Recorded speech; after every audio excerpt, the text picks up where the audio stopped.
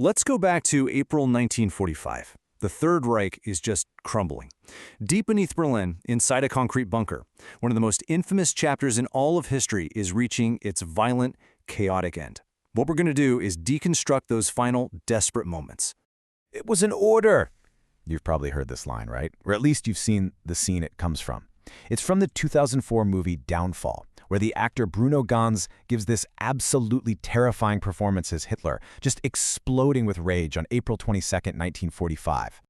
And of course, that scene became one of the internet's most legendary memes. You've seen them. Hitler ranting about everything from video games to running out of milk. But it brings up a really interesting question. Behind all the parodies, what actually happened in that bunker? Was this furious breakdown real, or was it just movie magic? So let's start right there. Let's peel back the layers on the movie scene itself and see how well it stacks up against what the eyewitnesses actually said. Okay, so this contrast really gets to the heart of it. The movie shows this massive public explosion of rage at his generals. But the people who are actually in the room for that specific meeting on April 22nd, they tell a totally different story. They don't describe a theatrical meltdown. They describe a man who was quiet, who looked utterly defeated, and who just walked out. Turns out the film kind of combines different events to make it more dramatic. So how do we know this? Well, we know it from the people who were there, and one of the most important sources is a man named Rokas Mish. He was Hitler's bodyguard and telephonist, meaning he worked the switchboard right inside the bunker. He was there until the absolute bitter end, and his memoir gives us this incredible ground-level view of what it was really like. This quote from him just captures the atmosphere perfectly. Mish doesn't describe a place of constant shouting and panic. He remembers it as a place of deathly silence, where the war raging above was just this dull, distant rumble. As he put it so chillingly, death had already moved in long before the final act.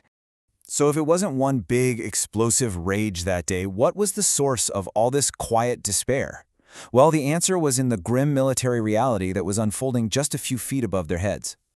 You know, by late April, Hitler was basically a commander moving ghost divisions around on a map. His entire strategy, his last hope for saving Berlin, it all hinged on armies that either didn't really exist anymore or were just completely unwilling to fight a suicidal battle.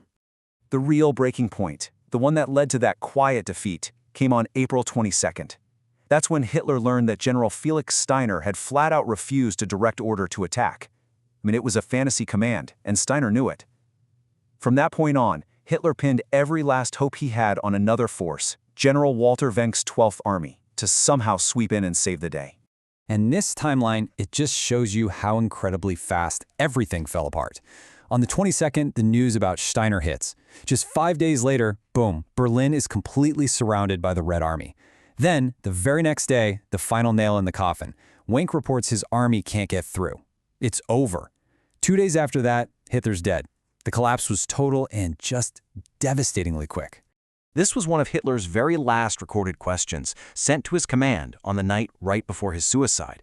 He was still asking for this phantom savior that on some level he had to know was never coming. It's just a haunting look into his final delusion. So we have the historical accounts, we have the military facts. But in the 21st century, there is another, almost unbelievable source of information we can look at. Can we actually use modern genetics to get a different kind of insight into his mind? Well, an international team of researchers decided to find out. So get this. In a 2025 study from Aarhus University, scientists analyzed Hitler's genome. And where did they get it? From a blood stain that an American officer literally cut out of the very sofa where Hitler shot himself in the bunker. It's incredible. And what they found was astonishing. The analysis showed that Hitler's polygenic risk score, that's basically a measure of your genetic predisposition for something, for schizophrenia, bipolar disorder, and autism, placed him in the top 1% of the population. Just to put that in perspective, nobody in their 37,000-person control group scored that high across all three. But that's not all. The DNA also pointed to another really striking possibility, Kalman syndrome. It's this rare condition that messes with your development during puberty. Now, this finding gives us a potential biological lens to look at the decades of historical speculation about his health and his really strange, complex relationships. Okay, now it is absolutely essential to be crystal clear here. As the lead researcher, Professor DeMontis says, this is not a diagnosis. A high genetic risk score does not mean you have a condition. And it's certainly, absolutely does not explain or excuse a person's actions or their morality.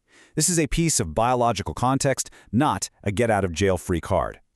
So, with the military situation completely hopeless and his entire world shrunk down to just a few concrete rooms, we finally arrive at the grim, methodical end.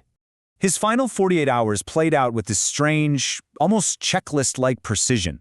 First, there's the bizarre late-night wedding to Eva Braun.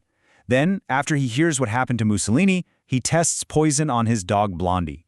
He hands out cyanide pills to his staff, says his goodbyes, and then just retreats into his room.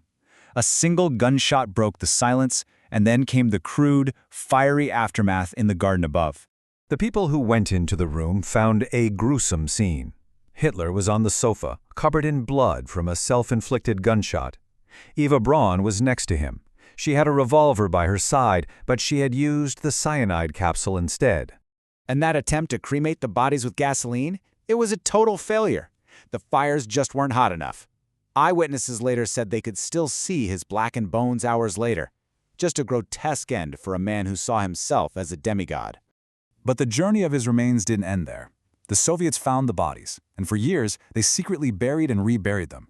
Finally, in 1970, the KGB dug them up one last time, cremated them, and destroyed the ashes for good. All that's officially left today are a jawbone and a skull fragment, locked away in an archive in Moscow. So in the end, we're left with all these different pieces: the cinematic myth, the quiet horror of the eyewitness, the hard facts of military defeat, and now even the cold data of his DNA. Each piece gives us a different lens to look through, but the fundamental question still hangs there. Does piecing it all together actually bring us any closer to understanding, or does it just make the whole story even more terrifyingly incomprehensible?